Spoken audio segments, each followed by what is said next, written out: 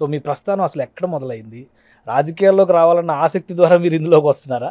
లేదా గురువులకు సంబంధించినటువంటి సమస్యలకి కొన్ని పరిష్కారాలు కనుక్కోవాలని ఇందులోకి వస్తున్నారా? మరి నేను ఉపాధ్యాయుడిగా 28 సంవత్సరాలు మరి ఇప్పటికీ సర్వీస్ చేశాను. నేను సర్వీస్లో చేరినప్పటి నుంచి కూడా పిఆర్టీ సంఘంలో మరి సభ్యుడిగా చేరి సంఘానికి ఉపాధ్యాయులకు సేవ చేస్తూ మరి మండల స్థాయి నుంచి జిల్లా వరంగల్ జిల్లా ఆ తర్వాత ఇప్పుడు రాష్ట్ర అధ్యక్షుడిగా. అసలు టీచర్ అవ్వాలనే కోరిక మీకు ఎలా వచ్చింది?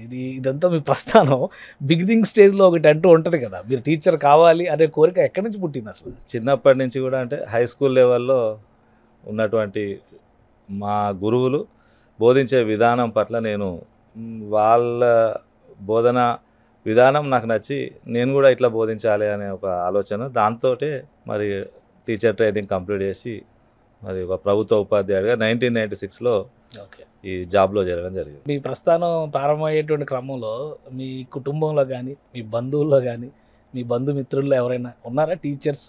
పూర్వీకులు కూడా వ్యవసాయ కుటుంబమే. మా జనరేషన్లోనే మా అన్నయ్య నేను ఇద్దరం కూడా ఒకేసారి టీచర్ ట్రైనింగ్కి వెళ్ళాం, ఒకేసారి ఉద్యోగాలు పొందాం. ఇద్దరు టీచర్లు అయ్యారు. ముగ్గురం కూడా ఇప్పుడు మా తమ్ముడు కూడా ముగ్గురం కూడా ఉపాధ్యాయులమే. అన్నయ్య నేను తమ్ముడు హెడ్ మాస్టర్గా కూడా ప్రమోషన్ పొందాడు.